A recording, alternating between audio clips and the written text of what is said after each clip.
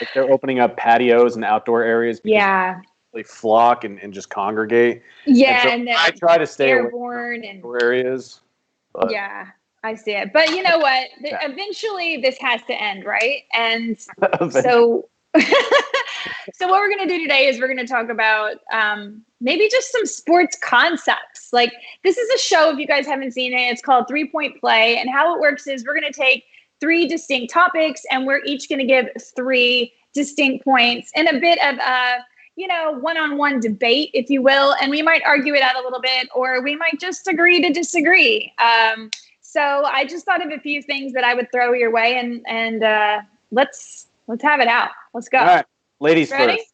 Yes. Okay, cool. So I'm going to say, I want to ask you, what do you think about the new proposal MLB is putting forward about using a universal DH? And what do you think about it going forward if it's not only for this proposed limited season?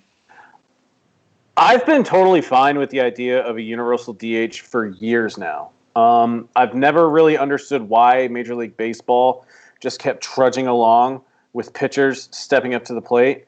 Number one, pitchers can't hit. They're not paid to hit. They are paid to strike other teams out. For every pitcher that's even relatively good at the dish, like Madison Bumgarner, Zach Greinke, Mike Hampton back in the day, there's like 15 to 20 guys that are on the opposite end of the spectrum and they're just terrible. Like pitchers can't hit. Number two, and to elaborate on that, when occasionally a pitcher does get on base, they're terrible runners. It's like watching Tom Brady scramble for a first down. It's like he has 1,000 career rushing yards, but at the same time, he's just an awful looking runner. Like pitchers can't run the bases. They're ugly. Sometimes even if it's cold out and they need to keep their arm warm, they have to put like the jacket on. And I just think it's just so bad and just so slow for the sport. Number two, pitchers are virtually a free out, and this kind of ties into number one anyway, but it's like there's nothing worse than watching National League Baseball and just knowing that the bottom of the order is coming up and the pitcher is coming up. Now, I understand like later in the game they can work around that and put on a pitch hitter, but early in the game, in the third inning, even when it comes back around in the fifth or the sixth inning, it's just such a buzzkill knowing that, you have the top of the order coming up, but to get to that first, like you have to basically give up a free out because the pitchers suck. And then number three, baseball is just an old-timey sport.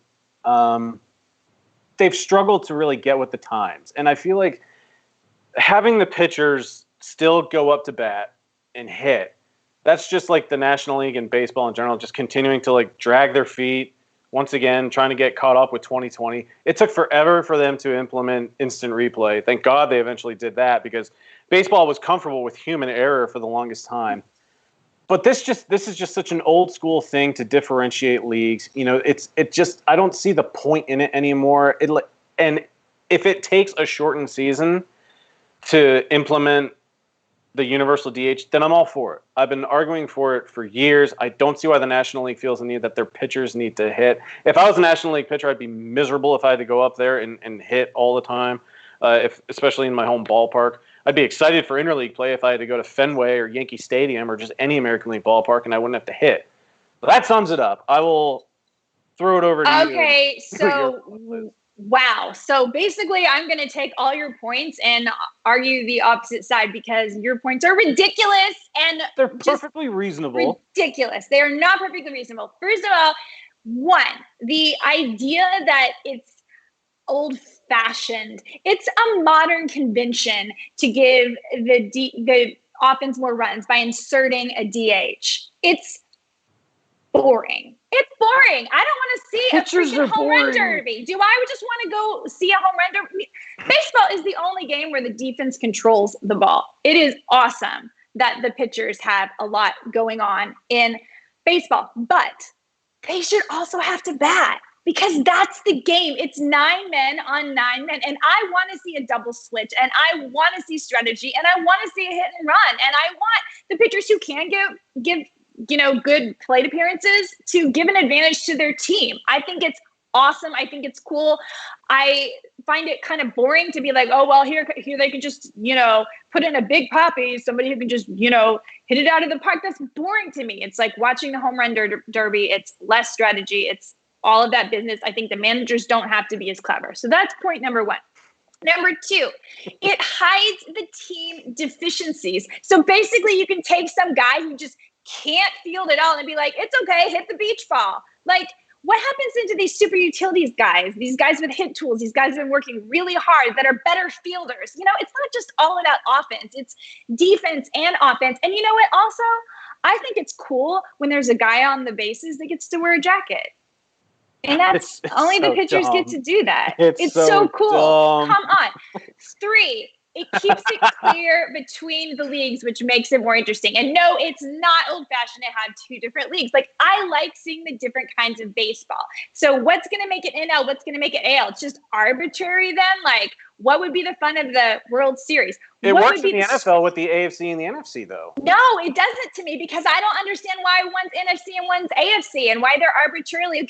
It doesn't make sense to me. I think there should be some kind of rule difference to make them different. Why do we need 2 conferences? Like, it's just randomized. So I don't like it at all. I think it's fun when you see someone go to the other person's home park and they have to adapt to their rules, and that gives them a little bit of an advantage. Now, that's a real home field advantage in a, league situation. But more importantly, for the short term, I don't think it's fair to suddenly say, now NL, you all get DHs, because it's not fair to the NL teams themselves. Because for years, they've been building themselves as an NL team with their draft picks, with how they build their rosters. So now you're giving a really unfair advantage, even within the own league, to a team like the Dodgers, who's so deep, compared to another team, maybe like, I don't know, the Pirates or somewhere like that. So it's just not fair to give them this potential disadvantage, like, that they haven't been able to prepare for. So go. I will level with you that for the 2020 season, them MLB trying to implement the universal DH, and if the teams are playing in their own ballparks, it's kind of ridiculous because most rosters have been set. If they had known ahead of time that they would have to plan for a universal DH, the rosters might look a little bit different. If they've already set their rosters and everything like that, and the roster size and the rules and what MLB wants to do once they want to get the season going, like, it could still change. But MLB is trying to still increase offense. We're seeing ballparks like bring their fences in and make them shorter at the same time. Like, MLB needs offense. Like, that's what people want to see. I really don't want to see a free out come up every 9 hitters in a National League ball game. I want to see offense. And the elite pitchers still come to the forefront, and it's not going to be every out. It's 1/9 of every out.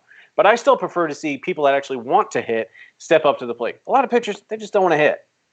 They're not good. It's true that they don't want to hit, but it's too bad. It's part of the game. It's the game you got into. Like, that's part of it. I don't get it. Like, I don't. So we're gonna have to agree to disagree on this one. It's fine. It's fine. It's fine, Malin. Fine, Piacenti. Okay. All right. So number two. What do you think? Is NFL now going to officially eclipse all sports because of the pandemic? So do you want me to start on this one? Go ahead. I'll start on this one. Okay. I'm going to say no. I don't think that NFL is going to officially eclipse all other sports because of this. I mean, on the outside, it looks like NFL has caught all the breaks on this one. They were able to get a huge televised draft, all those kind of things. But I think that we're going to be in danger of NFL fatigue. So, the main complaint we get about MLB is that it goes on too long. But now I think we could have a little bit of the same thing with NFL if we do have to cut those 4 weeks off and add them to the end. Meanwhile, it's the only sport we've been looking at all year, and we've all been projecting and reprojecting. And to be honest, people are already going wacko. There are, rookies going in the first round of drafts that shouldn't be going because people have been thinking too long about NFL. And I feel like that could end up not necessarily decreasing the viewership, but it's not going to increase it the way one might think it would. Second, if all goes as planned, and who knows, many things can still happen, MLB will be coming back right around July 4th. And oh man, you don't even have to be full MAGA to appreciate that one. I mean, this is like Americana, like a shorter season, games on TV. Come on. And you can probably even get more people to play fantasy because it's a shorter season. They're willing to take the risk, especially like fantasy football players who are like, MLB season's too long. I don't want to manage the team. Well, there's nothing else on TV right now. It's only 82 games. Give it a try. So I think more people might become fans and might get to know their teams and know more players. So that's point number 2.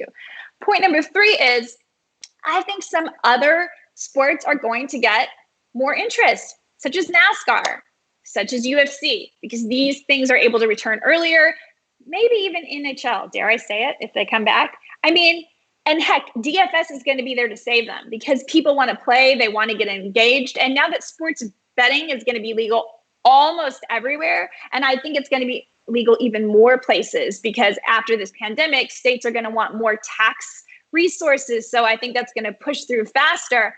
I think that they're going to get a little bit of captive audience time, and that's going to give them a little bit of a hold in the sports world. So I'm not afraid that NFL is now going to eclipse all other sports and the rest of them are going to disappear. I don't think any of the sports are going to disappear. I think the one that could be in the most danger is Major League Baseball, considering the owners reneged on the most recent deal that they offered to the Players Association, and there are continual issues regarding compensation and how they'll split revenue and the total losses that the league is set to face, especially if they don't have fans in the ballparks. I don't necessarily think that people will flock to fantasy baseball if it's a shorter season. I think that it'll see a slight increase, but I think a lot of people have an issue with the fact that they don't want to have to check and set a lineup every day for fantasy baseball. Now, there are some leagues that you can set. You can set your roster once or twice a week. A lot of leagues, though, still do daily rosters. I've kind of phased out daily rosters with fantasy baseball. It is exhausting, and more often than not, I would just forget, and I would just leave stud pitchers on the bench in everyday leagues where I have to check my roster. Those are a little exhausting. But I actually do think that the NFL already reigns supreme as it is. It is the most watched sport in America. It generates by far more revenue than any other league.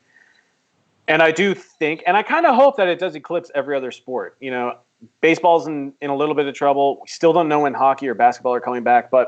And I'll agree with you, the NFL caught a break because this whole pandemic did not happen in the fall. You know, the NFL season didn't have to shut down or anything. They got through the Super Bowl, and then as we got into March, everything became a little more clear about what we were dealing with.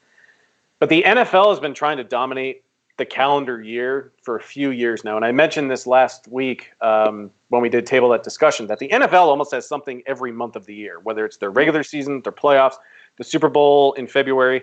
They've got the draft combine in March, the draft itself in April. They have OTAs, minicamp in May and June. NFL free agency is exciting as well. And then by the time we die down from OTAs and training camp, we're at the end of July, and that's when training camps are mostly starting, and then we dive right into the NFL season. People love it. The NFL draft ratings were up about 37% on night one, up to $15.5 million. Now, I understand there wasn't much else to watch, but at the same time, the NFL was kind of saving people and distracting them and just giving them some kind of other outlet to enjoy themselves and just get a little bit distracted. So with the NFL trying to just dominate the whole calendar year, it's working in their favor right now when there's nothing else going on. And I'm a big NASCAR guy. I'm really excited for this weekend's race and then next Wednesday's race. And I'm excited for these 2 races a week that we're going to be getting for the foreseeable future. And it's a nice opportunity for NASCAR. Very excited for NASCAR and the UFC. But there's no way they're going to ever come out of the overlooming shadow of the NFL. It's nice. They'll get a bump in ratings. But even as we've seen with The Last Dance on ESPN, the ratings tend to dip off no matter how popular something is. So that was number 1. Number 2, as I've already mentioned, the NFL could possibly lose this season, even though they are still aiming for a July return. I'd be very surprised if the MLB did not happen. To let the season go to waste and just not have it would be a big mistake and a loss of so much revenue. But the other leagues have already had to shorten their seasons. We don't know if the NHL and the NBA are going to come right back into the playoffs. There's a lot of mystery. I mean, if the NHL and NBA have to come back, their playoffs could go well into August, maybe September. But at the same time, I'm going to be ready for football by then. If I'm going to have to be front-loaded with NHL playoffs, NBA playoffs, NFL, and the MLB struggling to get along, if my teams are out of the NHL and NBA playoffs, I'm probably not going to watch the NHL or NBA playoffs. I'm going to focus solely on football. It's my bread and butter. It's arguably my favorite sport, which is chalk to say. But with all the other seasons kind of just in flux and people thinking that you have to attach an asterisk to these shortened seasons, the NFL is still reigning supreme because it's just business as usual for the NFL. And my third point is that 0 fans in attendance will hurt every league, including the NFL. However, I find more joy in MLB, NHL, and NBA when I'm actually at the game. I don't really go to a bar on certain nights of the week and try to watch multiple NHL or basketball games. But when I go to the bar on Sundays, I'm trying to watch every football game. I want my eyes on everything. So I personally prefer to watch NFL at home. I love tailgating. I love grilling out, having game day food. It's all awesome. It's a great atmosphere. But I also don't want to go to an NFL stadium when I could just go to a bar and watch every game. I don't want to be confined to one game because football is such a great television experience as opposed to baseball's a terrible television experience. I mean, you could go to a ballpark and actually just fall asleep in a game. That's how boring baseball can be at times. NHL, NBA, they're great if you're there, but honestly, 0 fans in attendance, it hurts every league, but I'm okay with it for the NFL because personally, I prefer to just watch at a bar and get my eyes on every game. So you think you'll be able to watch it at a bar with a group of people? I already can in my state. Yeah, 6 feet Our away. government's opened up the state.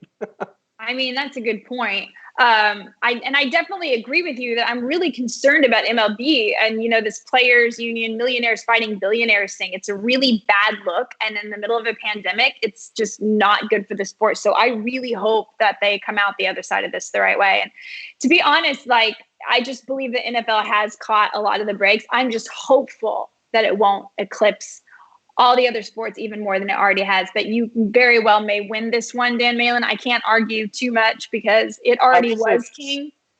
The quality of play could be hindered if training camp is shortened. And I am very worried about rookie quarterbacks like Joe Burrow, Tua, Justin Herbert. Like those guys if they start as rookie quarterbacks, which Burrow should, I'd be surprised if Herbert started. But if they don't get OTAs and they have a shortened training camp, that's really going to screw with them out of the gate, and it could lead to a pretty bad rookie years for those guys. It could, but I don't think that would affect the fandom of the sport. What do you think about? But the quality of play could diminish a little bit if teams aren't getting full training camps to get ready. What do you think about no fans? Is that going to affect the Saints, Drew Brees at home? I mean, I don't think there's any denying that the sound of the fans in New Orleans is a lot of what causes the success for them, and that could change a lot of things. The Saints are no strangers to pumping in sound.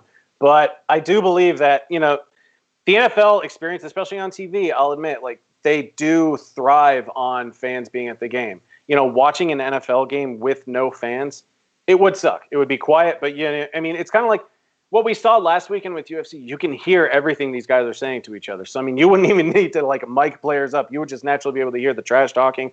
That would improve the experience a little bit. But overall, it would still suck if fans weren't in attendance. I'm sure it would take a lot of energy out of the players as well. But if the product's still on the field, I have no doubt that teams will still compete at their best. I do think that MLB will be – I want to see people in the stands when I'm watching baseball on TV, but I think – that it will translate better to TV with no fans than NFL would translate to TV with no fans. If fans aren't allowed at MLB games, it's just business as usual for the Tampa Bay Rays. It's so true. So true. All right. Well, let's move on to our third question, which is really the hot button question of the week. I'm going to let you start. Okay.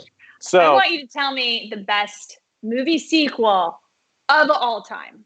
The best movie sequel of all time is The Empire Strikes Back from Star Wars. And I'm not even a huge Star Wars. Is it Pemba running this stream? Can you see this?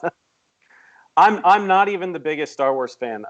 Episodes 1 through 3 are garbage. I even think episodes 7 through 9 are garbage. Rogue One was fantastic, and episodes 4, 5, and 6 were the originals, and they're great. But The Empire Strikes Back is the greatest sequel of all time, because perfect sequels need to add to the original story while still being able to stand on their own. And most sequels today are just cash grabs, but Empire took an already big movie in Star Wars A New Hope and just made it even bigger and expanded the universe. It expanded the storylines.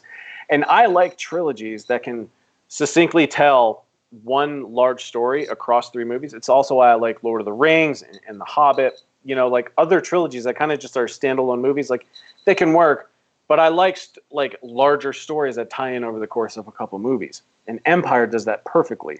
Number 2, it easily has one of the greatest twists in cinematic history with Darth Vader being Luke Skywalker's father. Spoiler alert. And number 3, the ending offers a very bleak setup with little hope for the third movie, which isn't really what you see at the end of most movies, you know, but like at the end of Empire, we see Luke get his hand cut off and he has to deal with the traumatic news that like his enemy is his father. You know, Han Solo gets frozen in carbonite. Leia is taken hostage by Jabba the Hutt. Like it leaves you, it's such a fulfilling, like incomplete story, but still leaves you wanting more. And so for that, Empire Strikes Back is the greatest sequel in cinematic history. Okay. I like that answer. That's a good answer. But you don't love it. But I have a better answer. Go.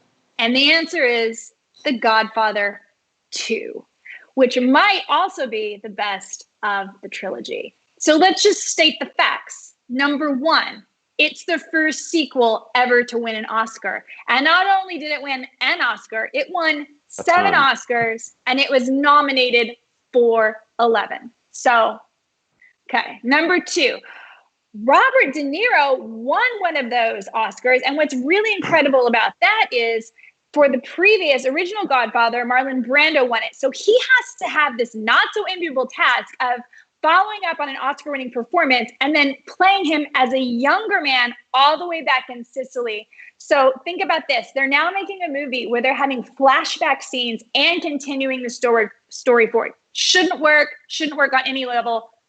Totally works. And when you see Vito's transformation from a struggling immigrant living poorly in Sicily with his wife and his young son, and then he becomes this like corrupt businessman and ultimately a cold-blooded killer, like it's dark stuff. So it's no longer like the first one, you wonder like, okay, but they're good people. How does this happen? How do you become like a Don? And then it shows you, and it's really brilliant. Number three, the themes are practically Shakespearean. Okay. So Al Pacino, who was once the moral high ground Michael, he was never going to be like his father. You know, he's talking to Diane Keaton. He's like, I'm never going to be that way. I'm in the military. I'm a good guy. Well, he ends up assassinating 5 men to protect his father. So we as watchers, like people viewing it, we're like, okay, wow, that was really hard. But you know what? He did right by his family. So we're a little conflicted, but we still see Al Pacino as kind of a good guy.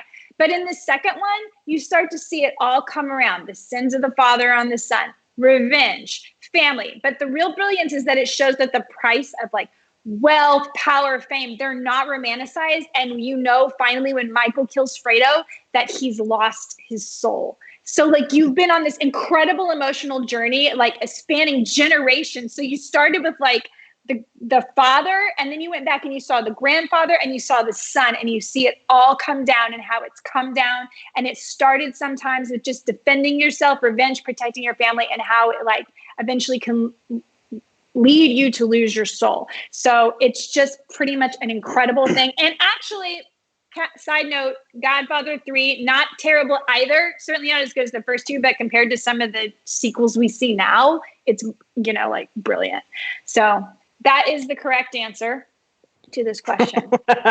See, I really want to try and like argue against you, but oddly enough, and for someone who has experience in the film industry, and you have experience in the entertainment industry as well, yeah. I've actually never seen The Godfather Part 2, and that kind of blew your mind. It did blow my mind when you said you'd never seen it. So you have to see it, and I agree that Empire Strikes Back. What'd you say? Because I told Howard on a live stream one day, and he gave me crap for like 10 minutes just about. Oh, he did? Yeah, but I mean, it's one of those things where it's like I'm at an age where it's like I can't just sit through like super long movies. I have to watch them in doses. Like here's the thing: it doesn't feel super long. Like did you see the first Godfather? I haven't seen any of them. I think I've seen clips and I can piece together, and I've taken film classes where it's like I know what happens in the stories, and I understand the artistic relevance and the character development and all that. And damn, you got nothing but time right now. Nothing but time. I feel like you should have a trilogy viewing. You know when I first saw Star Wars. James Bond's on Amazon. Oh, we can talk about that next week. When I first saw Star Wars is when my high school best friend, when I was a senior, found out that I hadn't seen any of them, and he made me sit down in a weekend and watch all 3 of them over the period of like 3 days, and it was awesome. It was really fun. So, and I love Star Wars, and I actually think that my next choice would have been The Empire Strikes Back as well, after The Godfather 2, and then probably one of the Lord of the Rings trilogies after that. See, I really thought about going off the board and going with Aliens. Well, because like the first one, because both movies, like they kind of stand alone on their own, and the first one is more about like, it's almost like a horror film in space. But like the second one is just like it's still really good, and each character basically develops into their own, and they get their own. At the same time, it goes from a horror movie in the first one to just like a really like kick-ass action movie in the second one, and it still has like really strong female characters in that one as well. I like that. Well, I'm going to call it like this today. I'm going to say we toss up on the designated hitter, that you won your argument for NFL being the supreme sport, and I'm going to say I won Godfather too, because I'm the one running the live stream, so I'm allowed to do that. But you guys at home, please follow us on Twitter, follow us on YouTube, follow us on Facebook, and I want you guys to comment on this tweet or this YouTube video or this Facebook live stream or wherever you're watching this, and I want you to tell me what is the best movie sequel of all time. You can @ Dan Malin, you can @ Jen Piacenti, you can @ Fantasy Alarm, whatever you want to do. But I want to know, what is the best movie sequel of all time? Also, if you think there should be a universal DH. And that was fun. Let's do it again. Yeah, let's do it again next week. All right, guys. We'll catch you next time.